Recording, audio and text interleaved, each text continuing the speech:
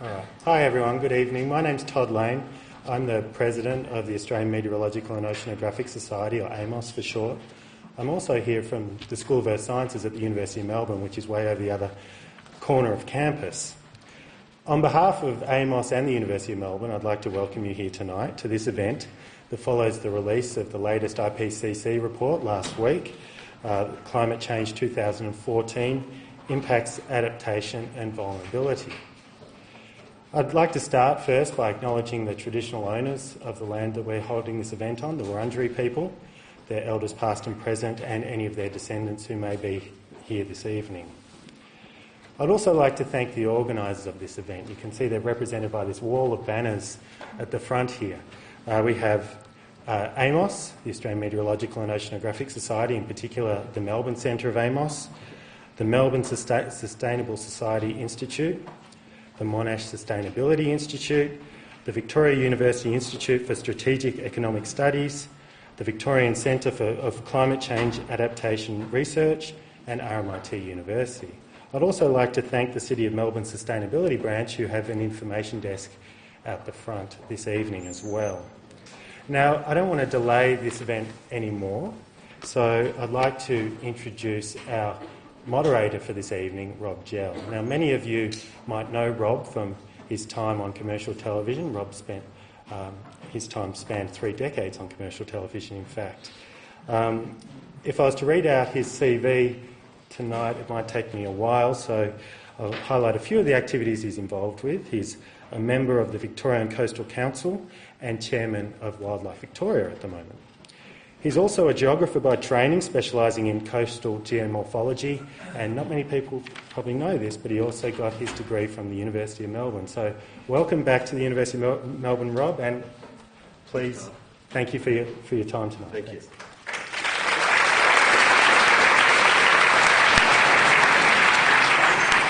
Thank you, Todd. And the reason I'm here is I really like to be here. I find these sessions that AMOS runs particularly valuable, and I'm sure you will as well. May I extend my welcome to everybody as well to this forum. The second forum, in fact, tasked with explaining and examining the work of the Intergovernmental Panel on Climate Change. This forum, of course, focuses on the second working group's work on impacts, adaptation and vulnerability. In September last year, the IPCC released the first volume of its fifth assessment report, which assessed the science of climate change. It found that human influence on the climate system is clear, and that since the 1950s the climate has been changing faster than it has for millions of years. It also found that continued emissions of greenhouse gases will cause further warming, affecting all aspects of the climate system. The second part of the IPCC's fifth assessment report was released a week or so ago, just in time for tonight's event, as it turns out. The Working Group 2 report has involved hundreds of scientists as authors and contributors, and we have some of them with us tonight, and we're indeed expecting another one. Leslie Hughes has been on Lizard Island, and she's in fact running in the face of a tropical cyclone currently. She is in the air or on the ground, but not too far away, and we're expecting to see her soon. The Working Group 2 report, of course, builds on the first volume's findings by assessing current and future climate impacts on people and their environment. The potential for adaptation to effectively manage climate change-related risks are also assessed. Now, I think it's fair to say that here in Australia, response to the fifth assessment report has been mixed. On the one hand, we have the IPCC and concerned scientists expounding that anthropogenic climate change is real and already with us, that impacts are becoming more significant, that adaptation is increasingly necessary, and it represents a clear and present danger to civilisation as we've been enjoying it. Two, on the other hand, suggestion that the report is equivalent to a poem which describes the Australian continent's perpetually variable conditions in colourful, emotive terms, and which was written in the first version in 1908 by National Treasure. We hope we do better than that for you tonight. To achieve that, we've assembled an excellent and notable panel of experts to both inform us and to answer your questions, importantly. We'll begin with, in fact, we've had to rearrange our schedule a little bit. We were to have both Roger Jones and Leslie Hughes both present a short presentation, but since Leslie's not here, we're going to do Roger's presentation and have some discussion and answer some questions. We know that Leslie will turn up, and then we'll let her do her presentation. So we're just going to break up the order of things as we had planned it, but they're all clever people, and I'm sure they'll cope. I'm sure they will. So we'll begin with Roger's presentation. I should let you know that tonight's forum will be video recorded. If you don't want to have your picture somewhere on a bit of on a silicon chip or something else, you need to move towards the back of the room. May I now introduce our experts. From your left, Professor Roger Jones, Professorial Research Fellow at Victorian University in the Institute for Strategic Economic Studies, and IPCC Coordinating Lead Author, particularly Chapter 2 on Foundations for Decision Making. Roger, what's been your focus? Just a quick introduction. You need to pass this along. There we go. Thank you. The work that we did in the assessment was really pulling together information from lots of different disciplinary areas about making decisions, what constitutes good or better decisions, largely surrounding risk, but it's really given us a different slant to the report, because instead of looking at climate change and how much will that change, we're actually looking at the sorts of decisions that people make, and then saying, well, how does climate change affect those sorts of decisions, and how can we respond to that? Next, Dr. David Labelle.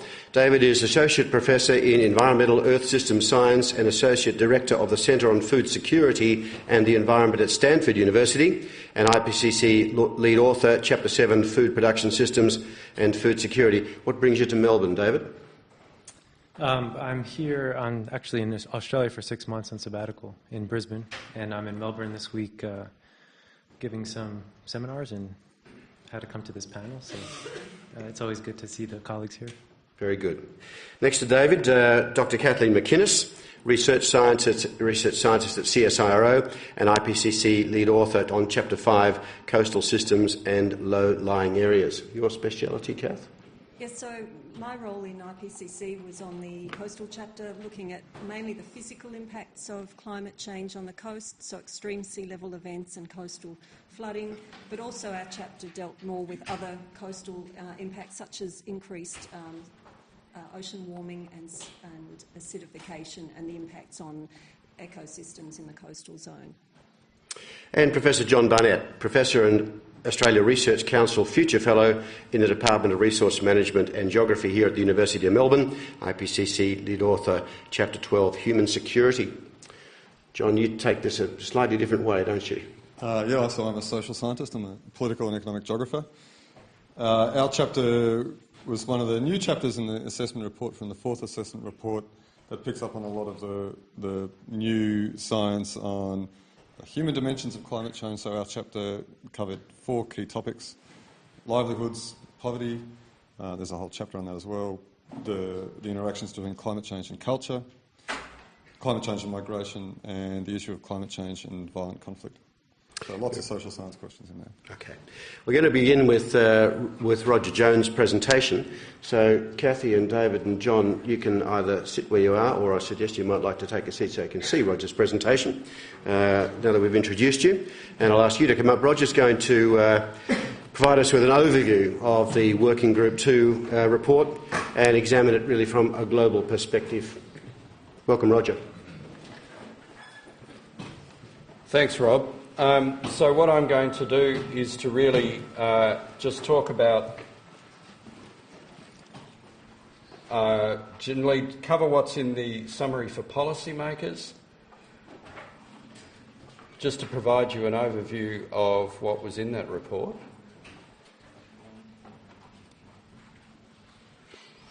And the plenary, which finished last Sunday week, was actually very interesting. This is probably the most complex of these reports that has been put together so far, looking at vulnerability, impacts and adaptation. And a large reason for that is that we're just not looking at the impacts and the risks associated with those, but we're looking at adaptation, vulnerability, a lot of the different areas of social science, as John has said.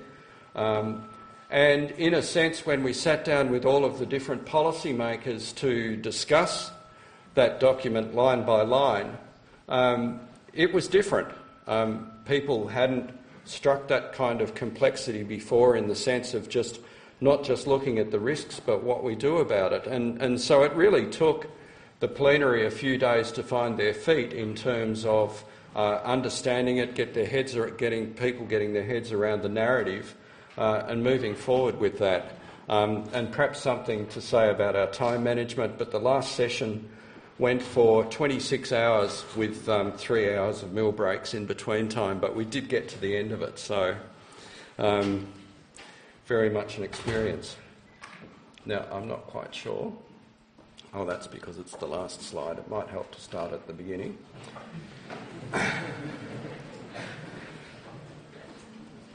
So, impacts, adaptation and vulnerability is the name of the volume, of course. And one of the main themes of this report is about managing risks. So, about understanding what the risks might be and how they affect us in the future, but also about how do we manage those. It does look at mitigation of climate change through reducing greenhouse gases, but the main emphasis that we're looking at is adaptation, but we're still interested in the interplay between those two. And the other thing is that the central issue in this report is not really climate, it's about people, and it's about people making decisions. And so that's very much a change in the emphasis of risk, from still understanding the physical risks, but moving towards what do we do about that in terms of decision making. So this is one of the key diagrams in the report. It is a progression from a diagram that was in the Extremes and Disasters report that was put out in late 2012, with a few things added. On the left we've got climate, natural variability, anthropogenic climate change, but on the right, most explicitly, we've got the idea of socio-economic processes with pathways for the future that have been recognised as having just as much of an effect as what climate physically itself will do, adaptation and mitigation actions feeding back into the system, and the idea of governance in terms of managing those sorts of risks at the global scale, with impacts and emissions and land use change both interplaying with those. So a much more complex system. One of the features of this report was a comprehensive survey on impacts. So a lot of the literature on changing impacts was collated, put together, investigated, and this is one of the graphs that are showing some of the results of that. This is just a sample of some of the results. It's certainly not comprehensive, but what it's doing is showing us in a number of different areas, physical systems, biological systems and human systems around the world. But if you have a look at the small bars on the right-hand side of each of those icons, they give us an idea of, in the first instance, whether they've changed. They're there. But the little bars give us an idea of whether that can be attributed to anthropogenic or just directly to climate change. And so we've got very low confidence. Most of those that you can see up there are low confidence to high confidence as to whether we can see those connections. Australasia, I won't go into too much detail because you'll have the presentation on the Australasian chapter a little bit later. But you can see in some of those areas, particularly in changes to terrestrial ecosystems, we've got high confidence that there's a climate change signal that can be attributed to those sorts of changes. And when we look at the kind of response that some of these, say marine species, for instance, have taken, this graph shows us how fast some of these different types of marine species have had to change over the period 1900 to 2010. So we're looking at rates of change of up to 20 kilometres per decade for sort of between 20 and 50 kilometres per decade for most of these sorts of species. But for things like zooplankton, which just free floating in the ocean water, they've been moving hundreds of kilometres per decade. And phytoplankton, the small plants, moving even further. So we've really seen large-scale changes in the ocean system, large-scale responses. Another very important finding, and somewhat controversial because of its importance, is the rate of change in major crop yields. And this is a survey of studies from various parts around the world, from tropics and from high latitude systems. And what it does is to give a central estimate and a distribution for the change in productivity of those crop yields. And that's change per decade. So wheat has been decreasing on average by 2% per decade, just in unit area yields. Soy has stayed about the same, it's a legume. Rice has stayed about the same, but there are some areas where there have been significant decreases, and maize has been decreasing by about 1% per decade per year.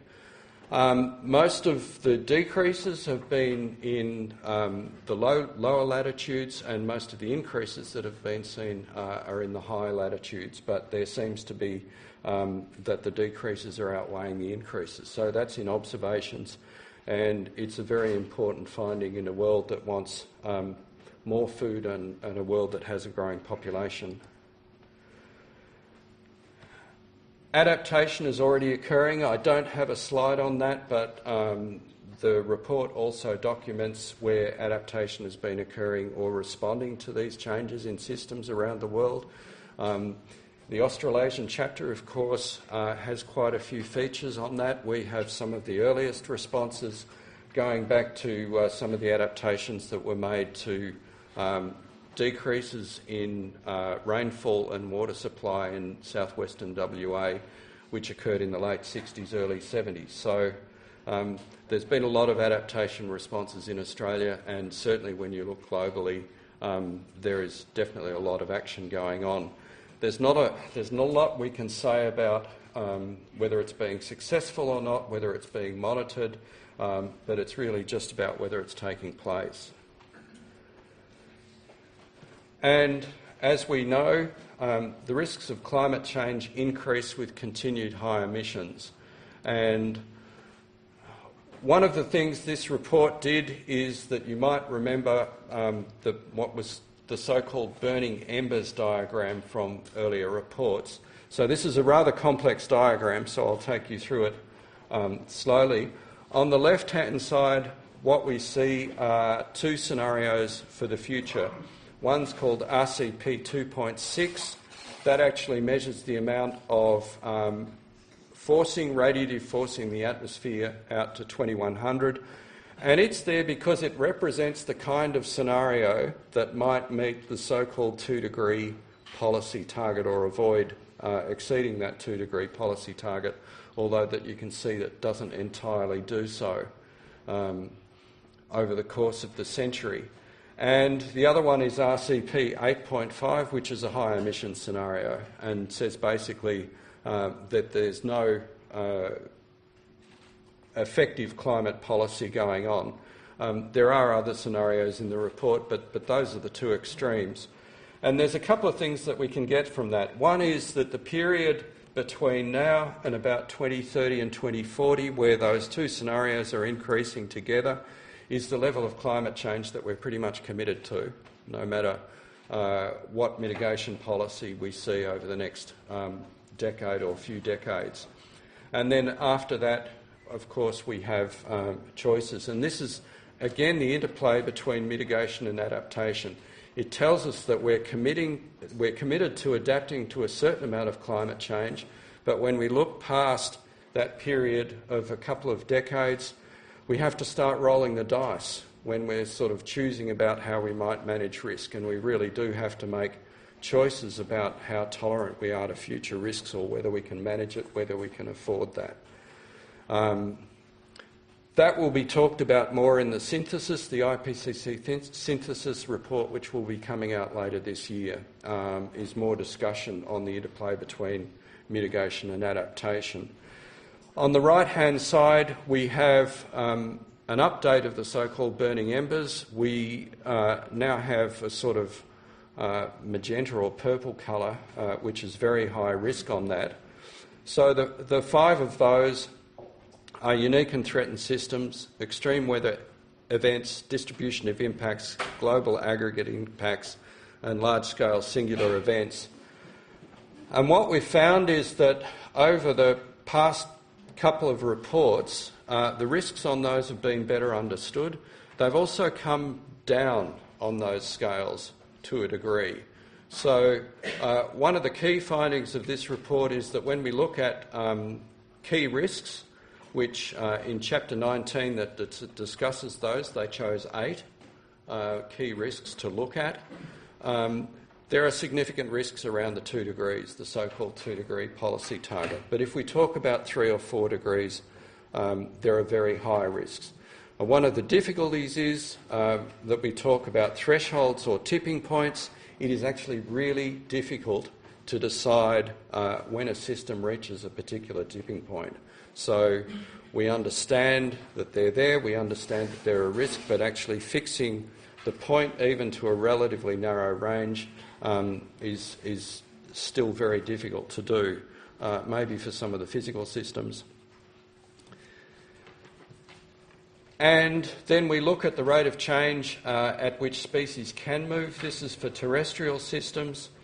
And that then is compared to some of these scenarios in the future, RCP 2.6 being the lowest, 8.5 being the highest, and the other 2 are mid-range. And it can be seen from this that the average climate velocity from 2050 to 2090 is beginning to, for some of these scenarios, is beginning to exceed the rate at which species can move. Certainly trees, herbaceous plants, rodents and primates, whereas obviously the sorts of animals that move around in the landscape or are very mobile, like insects, can move quite a long way. So again, when you look at that sort of information, we're looking at the total reorganisation of ecosystems, with some things having to survive pretty much where they are, or moving only low distance, and other sorts of animals being very mobile. So again, this is an area that's been much better quantified in this report than previous reports. Another thing that featured in this report was a chapter on oceans and a chapter on coasts. It was the first time that there'd been a chapter on open oceans. We tend not to think about it, even though it forms the bulk of the planet. But when we think about protein and food available from the ocean, it's actually very important for people. And this is really just to show potential changes in maximum catch, 2051 to 2060 compared to the last decade. The areas of blue are potential increases in catch, but the areas of red are potential decreases in catch. And again, they're predominantly in the tropics, and that's really where there are a lot of people at the moment who are immediately dependent on having marine protein in their own vicinity. And that's combines all sorts of information, the acidification of the oceans due to high CO2 and various other reasons. So we are looking at defining a broader range of risks in this report than we've been able to define before, again because the research has been done, but there still remain many gaps. And that's a closer look at that.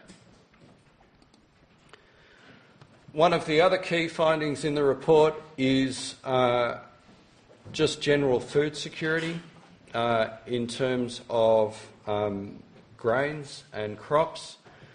And so what this graph does is that it just collates the studies and the areas that have negative yields and positive yields, so that you can see in 2010 to 2029, it's about 50-50 with a slight balance towards decreased yields. And that's what you saw in the earlier graph that said some of our main food crops have been having slowly decreasing yields.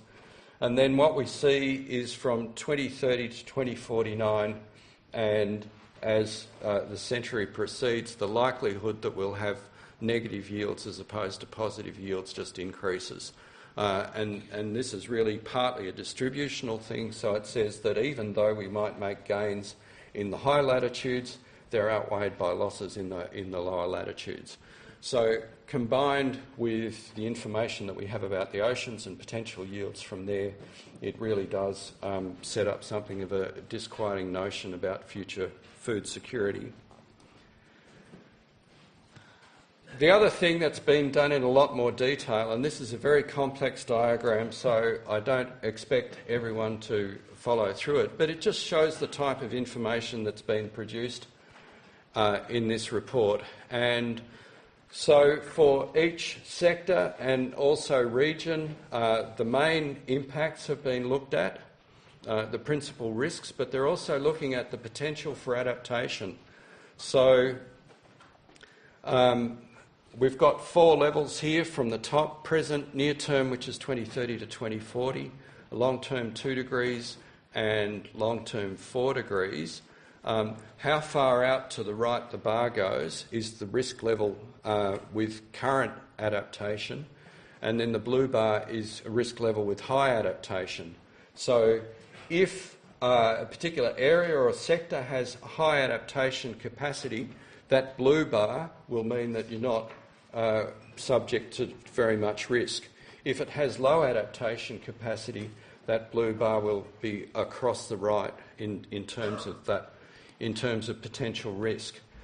So that gives us an idea of adaptive capacity, and when we look at Australasia coral reef systems, there is actually limited adaptive capacity in those systems.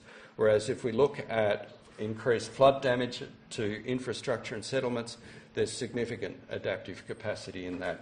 So that gives us a much better idea about risks and the potential for risk management. These aren't heavily quantified, it's still mainly expert judgment, but it is a collation of our understanding to date on these.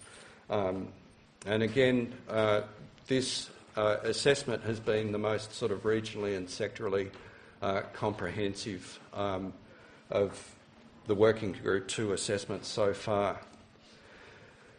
And the reason we're looking at adaptation or risk management is to look on the bright side. And about climate change, we're certainly committed to a certain level of climate change, no matter what happens with mitigation policy.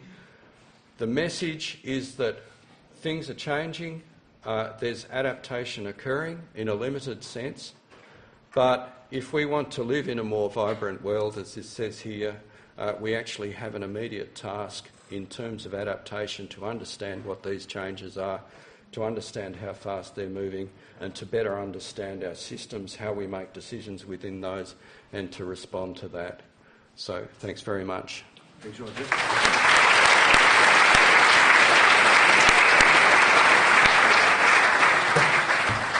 Just whilst the other panellists are taking their seats again, we might have a little bit of discussion amongst them. I want to introduce you, or perhaps even David, on the last couple of slides that... you have the microphone here, don't you, David? Just on the last couple of slides that Roger showed about food. I mean, one of my rules of thumb is that in the general discussion that if we're going to go to a population of 9 billion people, we need to double global food supply. Just give us your take on those a couple of slides that Roger showed. I'm presuming that this is an area of interest or concern of yours. You might just let us hear your take on those last couple of slides in that context. Sure. I think it's always tricky to explain a system like agriculture or food production, because there are so many things changing at once. And when we talk about either what's happened already or what's likely to happen, it's always in the context of all these other changes. So talking about yield decreases associated with climate change doesn't mean that yields are actually decreasing in absolute value. We've seen almost everywhere historically increases in yields. And we expect to continue to see those increases because of continued innovation and progress. And the idea is that really what are the impacts of climate change relative to a world that didn't have those climate changes to cope with. And so, for example, the last figure that you saw is not necessarily saying that we're going to be producing less food than we are today. It's saying that we're going to have a significant headwind in trying to keep up with continued demand for food. And I tend to not say we're going to double food. That there have been some numbers out there saying we're going to double. That's kind of the high end of what you'd expect. But even if we only have to increase by 60 or 70%, that's a pretty big increase. And so having to adapt to climate change is important in order to avoid kind of a significant setback in that race between supply and demand. So that the first figures that Roger showed were, again, talking about the impacts relative to what we think would have happened without climate change. But in any human system, this is true for a lot of the stuff John would talk about as well, is there's not just one thing changing at a time. So we always have to make inferences about what's going on as opposed to just sitting back and watching, say, the zooplankton shift towards northern latitudes where those systems are really driven only by natural processes, or at least predominantly by them. And John, what's the social scientists' take on this? Yeah, I think on the food question. Well, yeah, and perhaps you might then extend it to whatever you like. Well, I mean, I think the food question is interesting. As David said, there's multiple drivers of change there, and I think it's good to, so just to clarify, this is a percentage decrease in projected yields, is what you're showing there. Due to climate change. Yeah. So, I mean, one of the concerns about this, and I think that this report is more sophisticated on food in this respect, is there's a lot of other things going on there, and if we look back over the last 10 years about what's been happening with food, we had a major food price spike, 2007. And what was going on there was a number of factors, and actually the analysis of the drivers of that food price spike still continuing, but they show there's a lot of really important social factors going on there. There was people speculating on rising food prices because of drought in major growing regions. There was the problem that all the world's countries had reduced their food grain reserves so that they couldn't buffer prices in their domestic markets. There's a whole bunch of kind of policy drivers going on there as well. Now, that food price spike pushed 30, 40 million people back into hunger globally. It was not an insignificant thing. Some of it was about drought and production. A lot of it was about the way the world's markets and the way the world's countries and their grain reserves were prepared for that process.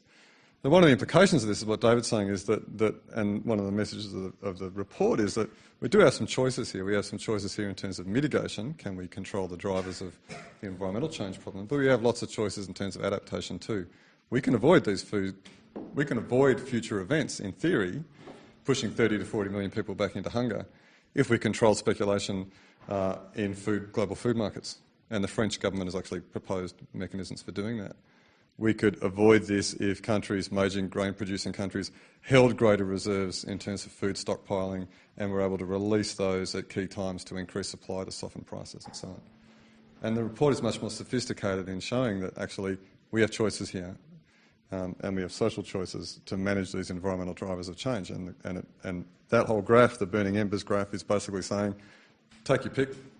What world do you want to live in? A world where we manage these things or a world where we don't? John, I want the audience to understand that you've got a broader interest in security as well. Perhaps we might hear from Kathy whilst you're formulating. I'd just like you to make a statement on the basis of the report. Just about that security generally. Kathy, just give us I should give you a heads up, ladies and gentlemen. Leslie Hughes has landed. She is in Victoria. She's somewhere between Melbourne Airport and here. So you've all probably experienced the last couple of days of rain. Our traffic system's working perfectly. So we'll see her shortly. So we will make sure you see the slides that she has given us to present. Whether Roger does it or Penny Wetton does it from the audience or somebody, you'll see them, but we'll endeavour to wait for her to get here. Now, Leslie was going to cover Australasia, so I'm going to ask our panellists just to delve into that a little bit so we get a little bit of a taste of that just in case we don't. So, Kathy, just with your focus on coasts, And you might just go back through some of the things you've been focusing on for some time now, and I think that's one of the time analysis, the time we've been working on this stuff is important for people to hear about. Just give us your snapshot from the sort of coastal's perspective. It's very important in Victoria. Yes, so in the chapter, and perhaps, you know, I can just make... Just hold the mic up a bit closer to you. I can make a few comments too about sort of adaptation, autonomous adaptation, you know, in the coastal system, so in the marine sector. You know, we do see fish species migrating further south. We're seeing, you know, the warmer East Australian currents, which are driving some of these species around about 200 kilometres further south have been detected and so on. The East Australian current itself is moving about 350 kilometres south in the observational period since about 1950. One of the things we do have to be mindful of is that coastal zones are very important breeding grounds for marine species, so there are limits to that adaptation. Once some of these more temperate species reach the limits of the Australian continental shelf, there potentially could be limits. So far, we're just seeing more tropical species turning up further south. So that's one of the things that our chapter dealt with. Of course, the other, that's in the marine side of things, and of course there are other issues for the Great Barrier Reef and corals through ocean acidification. Then, of course, there's the whole terrestrial impact of rising sea levels, extreme sea levels, storm surges, extreme weather events that drive those storm surges, high waves, and the impacts on the the physical coastal environment in terms of erosion and inundation, and then, of course, the socio-economic impacts due to loss of land in the built environment and how we adapt to that. So that's sort of a little bit of a snapshot of some of the topics that our chapter dealt with. John, just a further comment on the security issues other than food? They're getting a bit more media these days, is why I guess I'm wanting you to say something. Yeah, that's right. So the two issues that get media attention here are about migration and forced migration and about conflict. And so, I think the thing about our chapter is it's the most systematic assessment of the literature on both those topics, and was pretty heavily involved in both those, and it was an interesting process. On the migration stuff, we say that an assessment of the literature suggests there's good evidence that extreme events cause displacement of people, cyclones, floods and so on, but most of the evidence on that suggests that people who are displaced tend to return. And so we're pretty confident that with the science showing that we're going to get more extremes, that we will therefore see more extreme-induced displacement, but that will bring people back. There's evidence that suggests that long-term change in environmental conditions may be associated with migration, but we're not sure about that. We conclude that there's no basis to have confidence in any estimates of the number of migrants in the world. There are numbers floating around out there. They are, in some cases, quite literally back of the envelope. We don't have the science to show climate change is going to cause the movement of this many people to this many places. The inverse issue here is, and this is a key finding of a lot of the research on this, is that in some ways the people who are able to move are the people who have capabilities and choices. They can exercise a choice. Things aren't so good here, I'll leave. But it's the people who don't have those choices, who can't leave, that ultimately are going to be the greatest humanitarian challenge in the future here. The ones who are left behind because they can't leave, because they don't have the skills to move or the money to move and so on. And so we're going to see, where there's a significant concern, increasing humanitarian problems in people who are trapped in conditions of poverty in particular locations, exposed to increasing extreme events and deteriorating environmental conditions, who can't leave. And that's going to be a major future humanitarian problem and a cause for some diagnosis of concern. On the conflict side, we can dismiss a few things. There's nobody saying climate change is going to cause violent conflict between countries. The effect of climate change on violent conflict needs to be set into the larger historical landscape here, which is since the end of the Cold War, the world has become more peaceful, particularly because of a reduction of conflict between countries. We're generally getting better at preventing war. Most violent conflict in the world is between countries in the form of sub-state conflicts and small civil wars. The literature on this is of three kinds.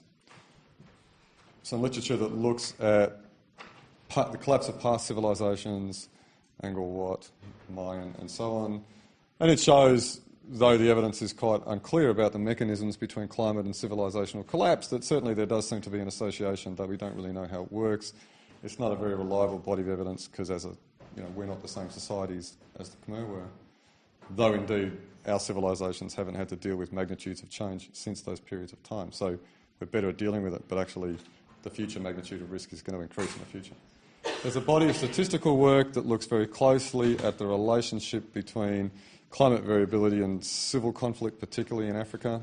There's a fair bit of debate about that, but you could summarise that as saying there appears to be an association indirectly between climate and violent conflict in sub-Saharan Africa. We don't have a theory that really explains how it happens, and in fact that's not very surprising because conflict is multi-causal and complicated. But there's a reason for concern.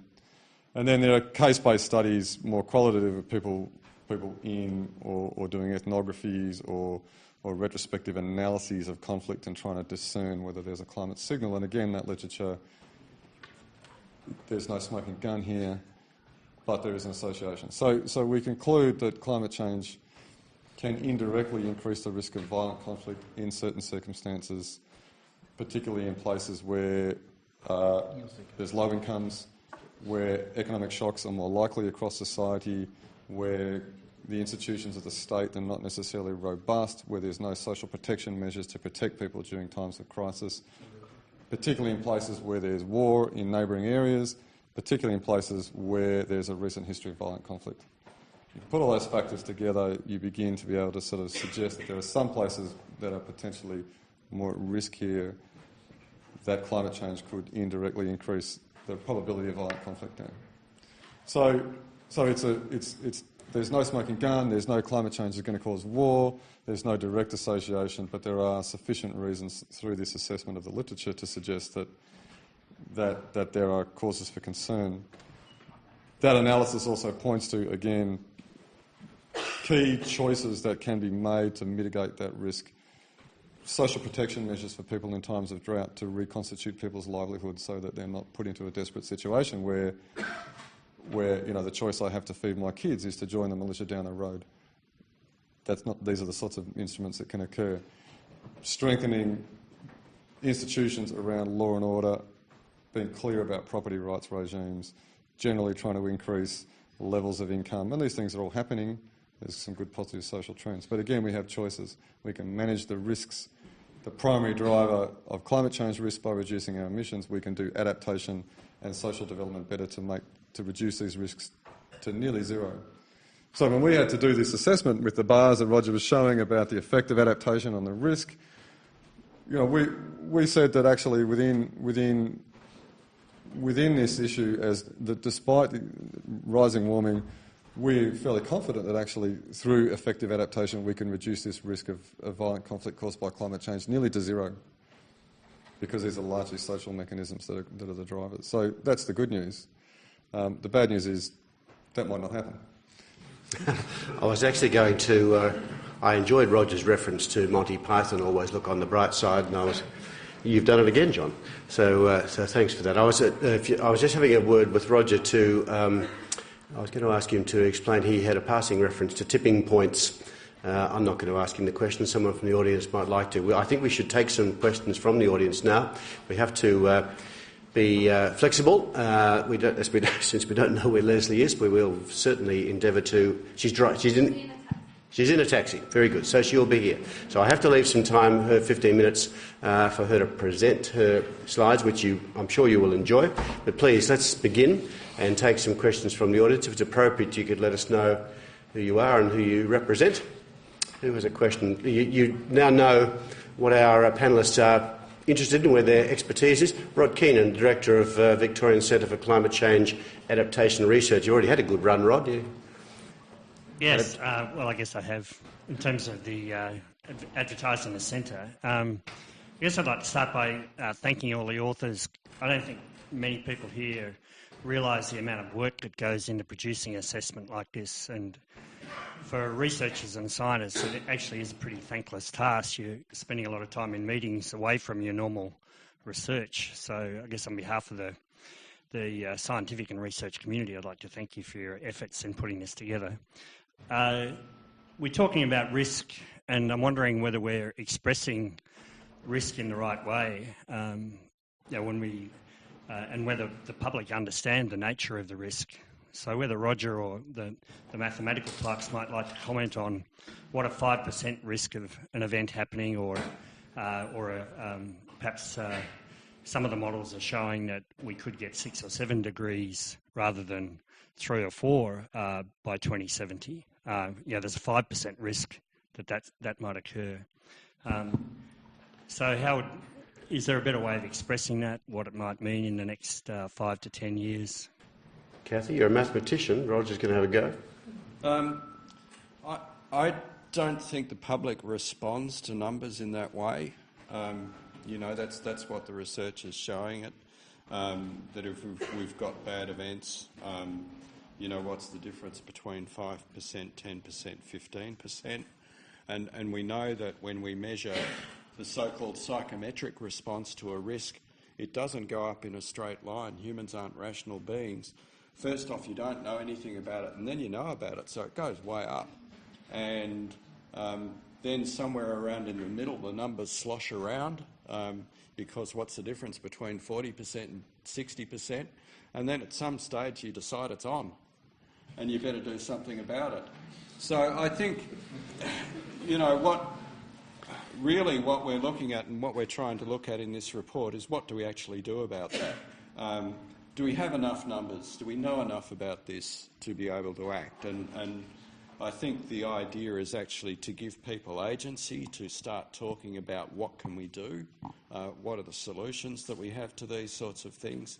I spent a lot of time when I was in CSIRO trying to build really clever models that pulled numbers out of these very uncertain things. We did that, and we gave them to authorities to work with, and we found out they weren't being enacted because of governance problems. So that sends us back to the social sciences and how we understand and how we make decisions. So for me, the science side of it is still really important. Getting the numbers right is very important for your credibility. But if you want to make a difference, we really have to look at decision-making, the social systems, governance, and how we change those. There's another comment from the panel whilst I'm looking for our next question. There's a gentleman. If you get a microphone to the gentleman right in the middle there. Thank you. Cathy?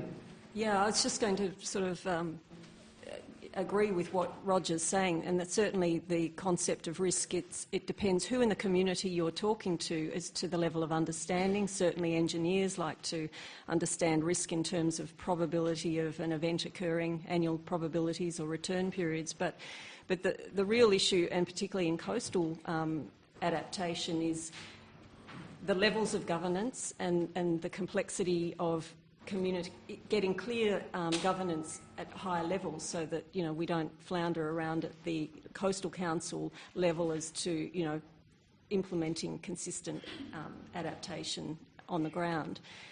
And I guess the other comment I was going to make, and again it sort of comes back to some of the work Roger used to do when we worked together years ago in CSIRO, is turning the question around and sort of saying, well, even though we have huge uncertainty about what the numbers will be, we can turn the problem around and say, well, look, what can we not afford to, what thresholds can we not afford to cross, and then manage the problem, sort of from that point of view. Gentleman in the middle. Hi, my name's Ian Buck. I'm a student here at the university.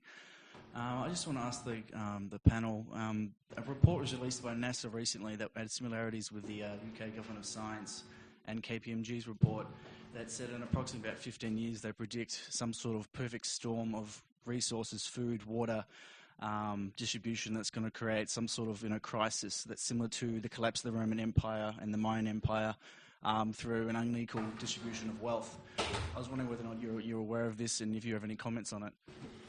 Why don't you kick us off, David? You've got a... Yeah. Yeah. He's a rocket scientist. I'll bring the American optimism to the conversation. I think, just to tie it to the report, I think there's a few tricky balances that the report tries to achieve, and I think we all, working in this field, try to achieve. I mean, one of the balances is trying to not to fall into this climate determinism type of thing that John talked about, where we understand it's not just climate, it's interacting with all sorts of factors. But at the same time, you don't want to minimize the role that exposure to climate variability and climate change, that the role that can play. So there's that balance.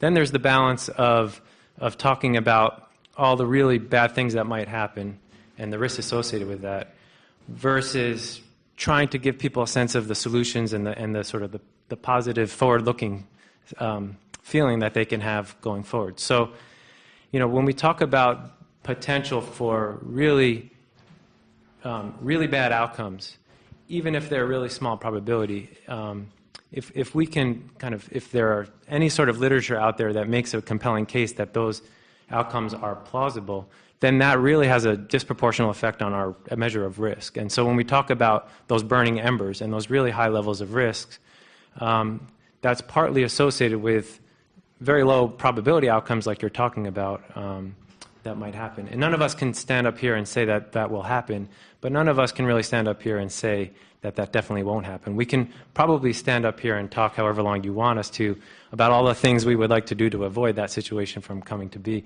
But it is the kind of scenario that kind of is motivating and is important to keep in mind, but at the same time, we don't find it very effective to talk about those too much, because everybody just sort of, at least in the U.S., will just throw up their hands and say, well, we're screwed anyway, so I'll just ignore the issue. Yeah, John. Yeah, I mean, one of the things we had to deal with in this report, particularly on the conflict stuff, was that the IPCC is tasked to assess the peer-reviewed literature. Now, in the question of climate change and security, there's a very large amount of non-peer-reviewed or grey literature coming out of think tanks, 3 debates in the UN Security Council on climate change. And it's certainly true that had we, in our assessment, included a lot of those kind of reports and given treatment to that stuff that wasn't peer-reviewed, that's think tank type stuff, that's horizon scanning, but isn't empirical or rigorous in the way of the reports we included, we would have had a pretty different outcome. So I guess what I'm saying is that if you focus on the stuff that's peer-reviewed, we placed a high premium on stuff that was empirically rigorous. We included, I think, no non-peer-reviewed sources in our assessment on conflict. You get a more balanced assessment, as I'm saying. So, I mean, there's a whole discussion here about who wins from talking up war and who wins from talking up future risks and why they're doing that. And, talking up war is good business for a lot of people and blah, blah, blah, blah. So none of that is in our report. So you've got to take all that with a bit of a grain of salt, particularly as coming out from within the Beltway in the US, because there's a lot of reasons why talking up war is in some people's interests. Now, the gentleman at the back there, and if I could bring the microphone down, there's a gentleman here with a light-coloured shirt who'll be our next question. At the back first. Hi, first of all, to all the panel, and I would like to thank all of the organizations and all of the universities that support this forum. My name is Stefano Berti, and we're working with a group of students with Ceres Community Environment Park and developing trail for little kids in order to communicate about sustainable actions. My question to the panel was regarding about population, and how much do you think a driver of climate change is population growth, and how much would it be more of a population consumption? This being said, people every time are consuming more, so worldwide it would be a great effect, population growth. But in the case locally of Australia, wouldn't it be more of like consumption and how people are addressing this issue? Roger, you mentioned mitigation, and the mitigation... yeah, well, it's an economics question, Roger.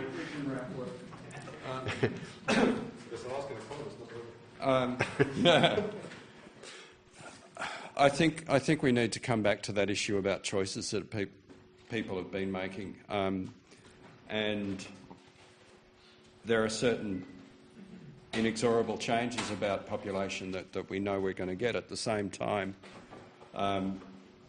some of the indicators seem to be that reproduction rates in a lot of societies are dropping faster than has been projected, but they're still going up. But what we do know is that consumption patterns are going up much faster than that. The centre I work in, we've looked at what China's been doing since the year 2000, and in terms of consumption, it's actually been enormous. Economically, that's been good for Australia, you might say.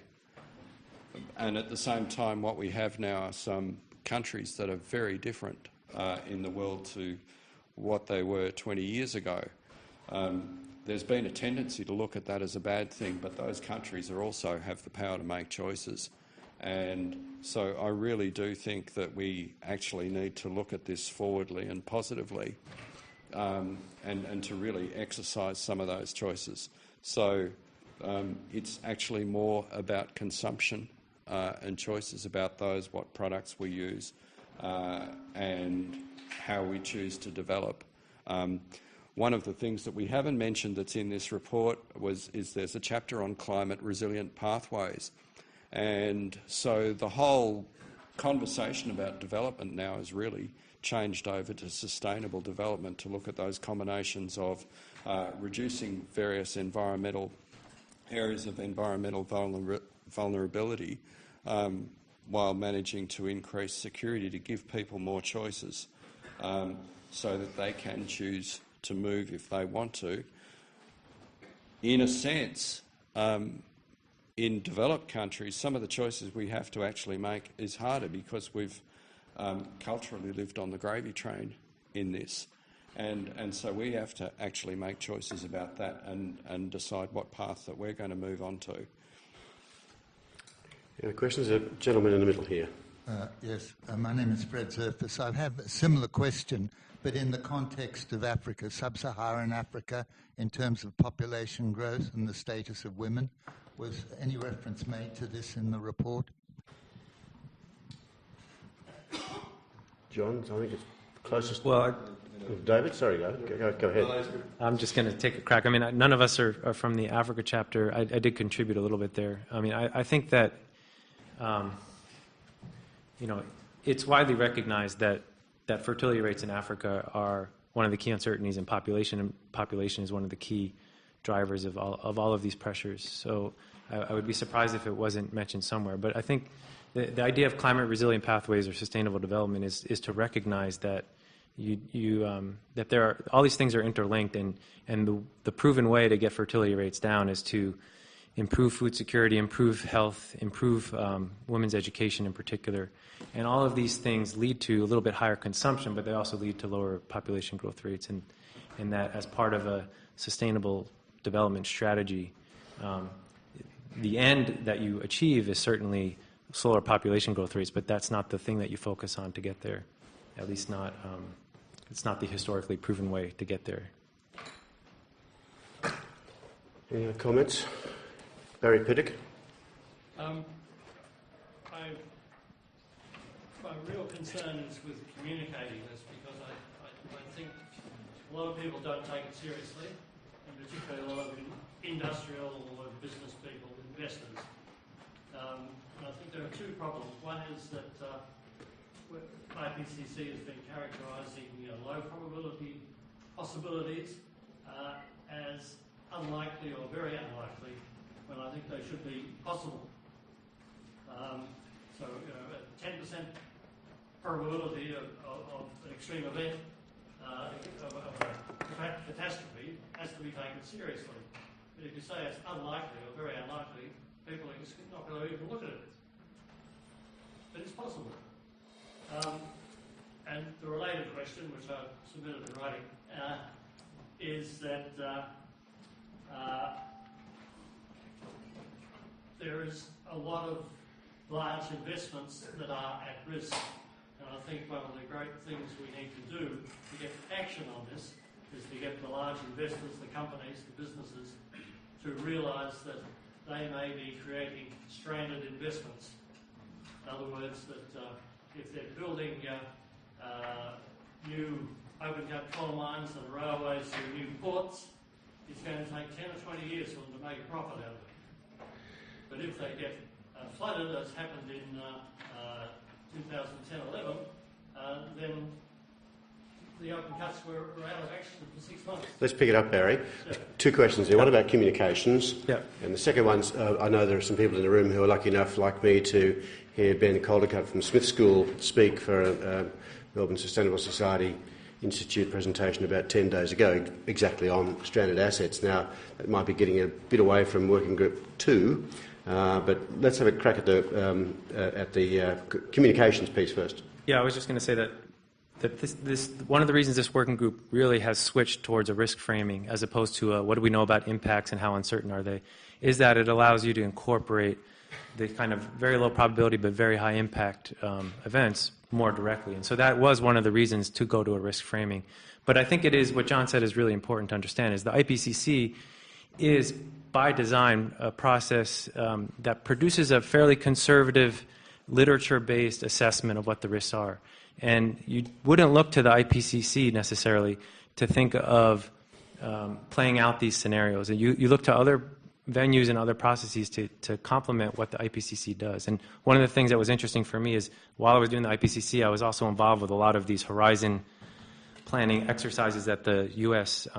The defense and security apparatus are doing. And there it's much more like, you know, how could this really go wrong and what should we be prepared for? But that's not what the IPCC is going to say, because it is not something that you would get all governments to buy into, first of all, but mostly because it's not something that we can base on the scientific literature. And it may reflect a gap in the overall scientific literature that maybe stems from this reticence to say anything as a scientist that could get you labeled as alarmist. And that, you know, that's an interesting possibility. But I think in general you have to understand the IPCC process is designed to produce something that sentence by sentence can be credible and approved by governments, and you wouldn't look to that kind of process to help you understand the worst case scenarios, I would say.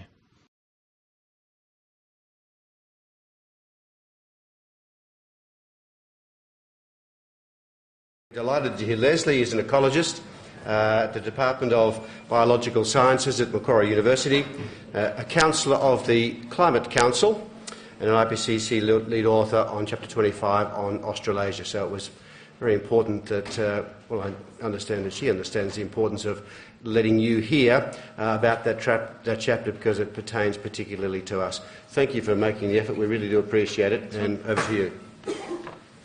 Well, my apologies, everyone, on behalf of Jetstar. Apparently they don't like flying in the rain. Thanks, Rob, and thank you. Roger was about to step in and give my slides, so I'm sure he was quite pleased to see me. I was one of the 8 lead authors on the Australasian chapter, which covers Australia and New Zealand. One of my fellow lead authors I see in the audience, Penny Wetton, is just over there. So if there's any really difficult questions about climate, I'll hand over to Penny. I'll just go through the key messages. Is that on? Is that all right? Okay. Rather quickly, the key messages so that we can get to questions. First key message, of course, Australia's climate is changing, and it's changing in a consistent way with the global picture. Air temperature has increased about 0.09 degrees per decade over about the past 100 years. Greatest warming over the inland regions and less over the coastal regions. Hot extremes are increasing. Cold extremes are decreasing, and this trend is especially obvious since the 1960s.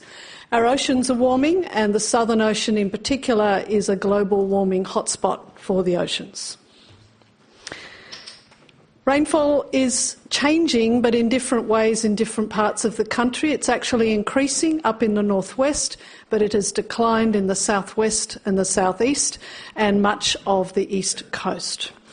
But at the same time, we've had increases in the duration of extreme rainfall events, and of course it's these sorts of events that lead to flooding.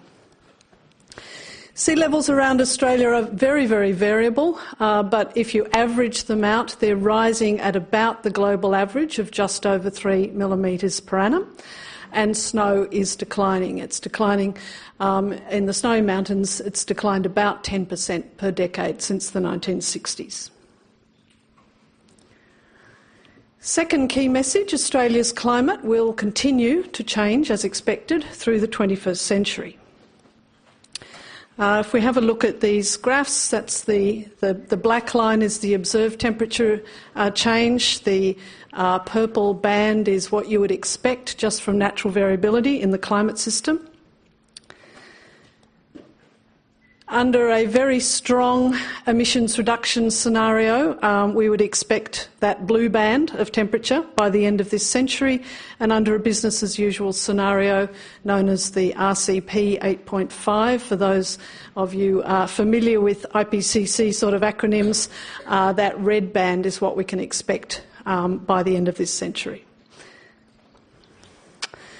We're looking at about 1.5, possibly up to 5 degrees, depending on the emissions scenario, by the end of the century, between 1 and about 2.5 degrees in the oceans, with hot extremes increasing as before. If you look at those top two maps, under the more realistic business as usual scenario, you can see the sorts of Australia we could get in the second half of this century. If we translate that into potential heat exposure in different parts of the country, this map shows days per year over 40 degrees, with the reddest at 130 to 192. So here we are in 1990,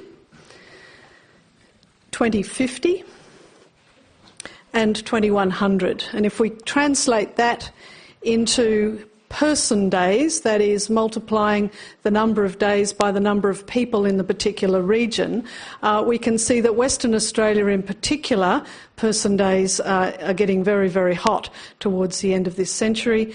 And the reason that Tasmania is very small, of course, is that there's not many persons there. Tasmania will still get hot, though of course it'll be cooler than anywhere else in the country. Rainfall will remain rather difficult to predict, and this raises particular challenges for the sorts of adaptation measures that we need to address. So you can just see by that map that there's colours all over the place, but once again it's expected that the drying trend that we have seen in the southern parts is more likely than not to continue, but a challenging set of predictions, and I'll come back to that when I talk about key risks. Sea levels will continue to rise, not just this century, but for centuries thereafter, possibly at a slightly higher rate than the global average. Drying in conjunction with increases in temperature will continue to increase bushfire danger index.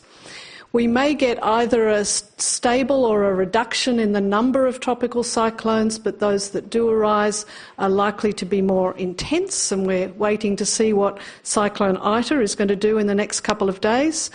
It's at the moment a Category 4, and our snow will continue to decline with the prospect of a snow-free snowy mountains by the end of this century. Australia is very, very vulnerable. Despite being a developed country, a wealthy country with high levels of education and a great medical system, recent extreme events, of which I'm just giving a couple of examples, demonstrate how vulnerable we nonetheless are. Queensland floods in 2011 cost 35 lives and up to $6 billion worth of damage to public infrastructure. The 2009 heatwave here in Victoria, 300 excess deaths from heat conditions, which preceded the 200 lost lives in the Black Saturday bushfires. Another key message is that without significant and effective adaptation and mitigation, we can expect to see significant future impacts across all sectors: water resources, infrastructure, coasts, biodiversity, health and agriculture. And I'm sure Roger covered this as well in his talk. It's a general theme throughout the report. Greenhouse gases in the atmosphere already lock us into significant warming and climatic change in the first half of this century, but emissions reductions in the short term will make a big difference to what sort of climate we have in the second half of this century. If Finally, we identified in the chapter 8 key risks to the Australasian region, and we put these into 3 different buckets depending on the relative value of strong mitigation and strong adaptation, as you'll see in a moment. The first 2 risks are those that can be delayed somewhat but are extremely unlikely to be completely avoided because we are already seeing regime shifts on the Great Barrier Reef and Ningaloo Reef, so coral reefs in general, and we will almost certainly get loss of mountaintop ecosystems and increased extinctions of native species. That's in train already. The second set of risks are those that have the potential to be severe but may be reduced substantially with globally effective mitigation strategies combined with effective local adaptation, and these are increased damage due to flooding, reduced water resources, particularly in the southern regions, increased mortality, morbidity and damage to infrastructure in heat waves in southern Australia, and increased damage and loss of life due to bushfires. And then the last 2 risks we identified are those whose severity is a little bit unknown yet, but is likely to be severe if the more extreme end of the projections are realised. So firstly, damage to coastal infrastructure and low-lying coastal systems if the higher end of the sea level rise projections are realised. And lastly, reduction in agricultural production in the Murray-Darling and in the far southwest and southeast if the high end of the drying scenarios are also realised. Last key message, adaptation is already occurring in Australia, and it's probably occurring more effectively here than in many other parts of the world. So there's been significant increases in adaptation efforts since the 4th assessment report published in 2007, but hampered by lack of integration across different levels of government and other sorts of institutional and other barriers, also hampered by great variability in the understanding and appreciation of the risks due to climate change. Some adaptation options with co-benefits, particularly in energy and water use, are already being implemented, which is a good news story. Planning for reduced water availability in southern Australia and for sea level rise in coastal planning is underway, but as many of you will know, implementation is extremely piecemeal and in some areas highly contested. And a big question that we posed in the report is what we really don't know is when and where to switch from incremental to transformative adaptation. And finally, the key knowledge needs identified at the end of the chapter. There are many knowledge needs, of course, but these are the key ones. To reduce uncertainty in rainfall projections, the impacts of elevated carbon dioxide on vegetation and ocean acidification and how that will interact with climate to affect risk. The key thresholds for rapid change, where we may get rather irreversible change once we cross some sort of tipping point, and we really don't understand these for almost any system. How climate will interact with other drivers of socio-economic change, ageing populations, of course, being one of them. We really don't understand yet the capacity for either human or natural systems to undergo the sorts of transformational adaptation that will likely be required. And finally, the impacts of climate mitigation and adaptation in other parts of the world will have an enormous impact on Australia, and these are very, very difficult to predict at present. And I'll leave it there. Thank you very much for your patience.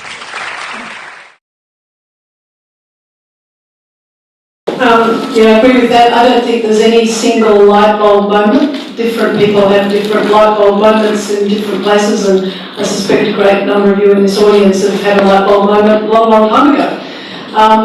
It is apparent, though, that people's perception of climate change is often really affected by their immediate observations of weather. So, for example, when we were all in the last El Niño-induced drought, and there were water restrictions right down the east coast, there was a lot more collective action on climate change and a greater perception of the risk.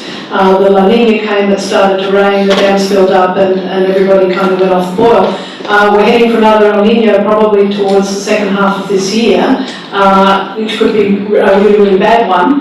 And I think the public perception will probably swing on that, but I don't think there's a particular light bulb moment. One of the things that, though, I did start to appreciate when travelling around the country with the Climate Commission is that there's lots and lots of people doing lots and lots of things, both at an individual level, in their businesses, in their communities. It's really heartening. Don't be discouraged by what you read in The Australian. There are a lot of people. I know it's hard. Best not to read it at all, really.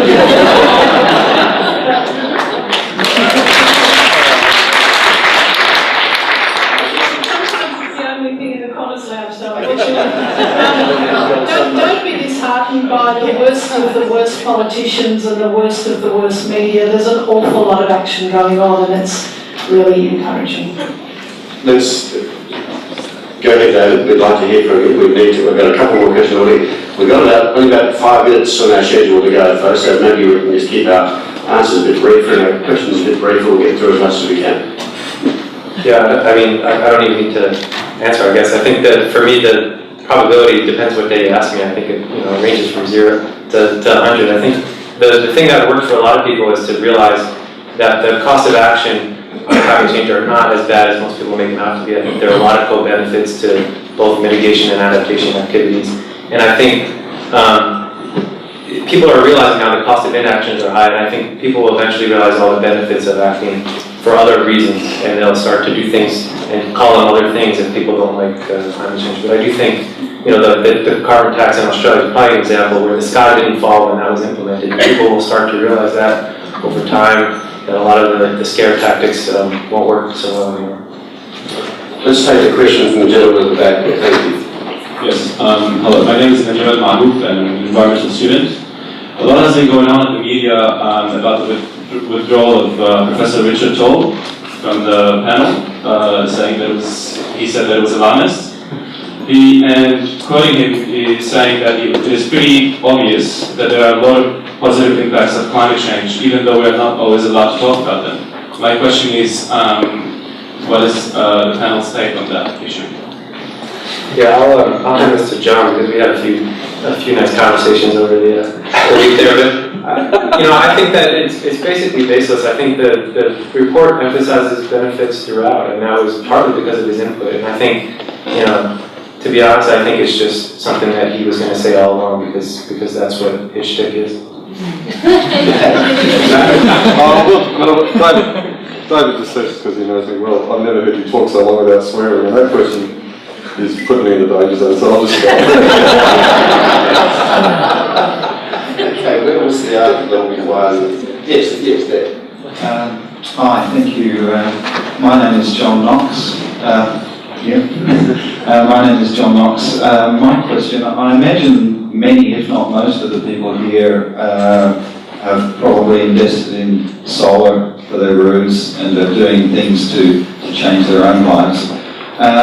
With climate change likely to create the situation where we get higher moisture content and paradoxically less rainfall, have there been studies done to quantify the potential reduction in insolation, which could reduce the benefits from solar PV and solar hot water, but also affect agriculture?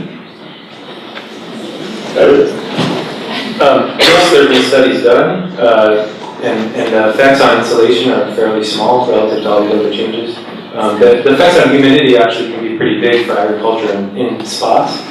It's one of the things that NASA Badlight are working on in Australia, but they're not of the order that they would change the answer to any of these things. Question here. Yeah, thank you very much. Let them all hear that RMIT. Is on? Yeah.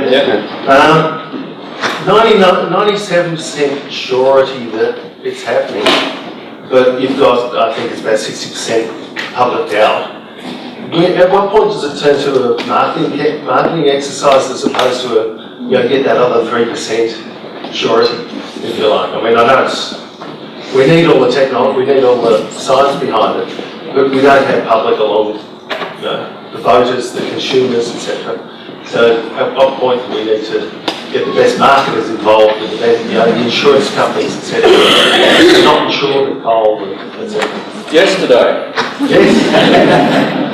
They're part of the problem. No, yesterday's a good answer. That's a good point. I don't know if it's a question, but it's a good point. All right. I think there's a couple of this picks up the other questions. There is a sort of danger that we sort of wait for governments and we wait for the convention and we wait for people to believe, that as if somehow widespread public support is going to lead to policy change in this country.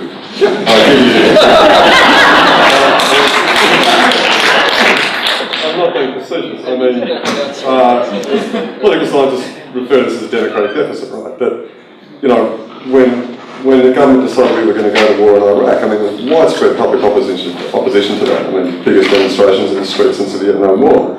Not an insignificant policy issue as to whether or not we're going to go to war in the Middle East, but we did it anyway. Right, so I mean, there's a danger in sort of saying, well, we're not going to do anything until all the public believes, because all the public believing might not necessarily, the idea that popular support gives you policy changes, the foot can go on the pedal of the accelerator yet, but the car might not go fast enough, right? So I mean, I think part of this issue about change is about sort of systematic institutional change in markets, in policies throughout the level of government, into behaviour change, into demonstration, into highlighting co-benefits, and the sort of diffuse things that Leslie's saying is going to drive change irrespective of whether there's widespread public opinion. And so it's about locking this into the way we organise ourselves rather more than kind of playing the do we believe the science or not going. I'm just speaking with the President. We're going to take another 5 minutes of your time, if that's all right with everybody. Well, can I just answer sure. this very quickly? Coming back also to your question and something else I evolved my feelings when I was working with the Climate Commission and now the Council, is that I think it's a mistake to think that all we need to do is persuade 100% of the Australian public, because we could have 22 million people sitting on their couches and say, I'm really, really concerned about climate change, If we have 40% of the public who are concerned, who are actually acting in some way, that's what we need. It's actually not concern and belief that's the issue, it's how much activity there is. And you don't need 100% for that.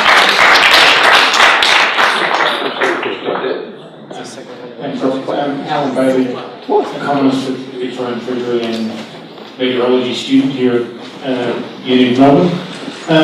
Leslie, you mentioned there's... Can you put your hand up because I can't... Sorry. Oh, yeah, fine. You mentioned certain adaptation activities were being held up by lack of coordination across levels of government. We had the Standing Council on Climate Change a few years ago set out roles of government in one of their documents. Basically, mitigation at the base level was a Commonwealth activity, adaptation was largely allocated to the state. Given that, perhaps what do you think the roles of the different levels of government should be, and perhaps you could provide a couple of examples of where adaptation is being held up by lack of coordination?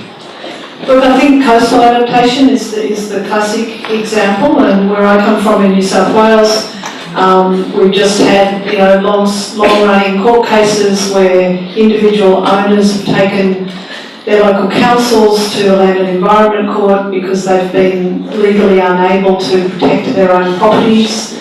There is lack of coordination, particularly between the state governments and the local governments. It's local government where adaptation really hits the road. That local governments need to be supported. Some of them have fantastic climate adaptation plans and some of them have nothing. One good thing... Oh, have I lost it? I just hit the wrong... What have you done, huh?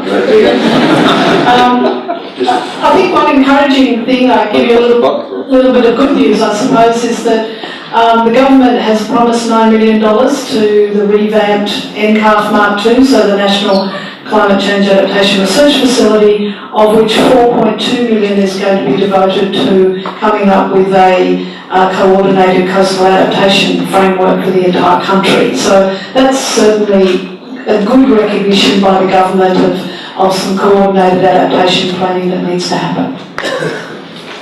Kathy, you do lots of stuff with local government on the coast, don't you? Or they're always asking you, I know. Yes, so I probably don't have a lot more to add than what Leslie's already mentioned, which is that, you know, as I was saying before, one thing that is needed for local governments is sort of clear guidance from state and federal government, so to avoid the local councils sort of being in and out of court, wasting money on court cases. So that was really very important. Ladies and gentlemen, it's coming up to 8:05, and I know that there will be some people, despite the fact that our panel is full of information, you probably had more questions. I will draw the forum to a close.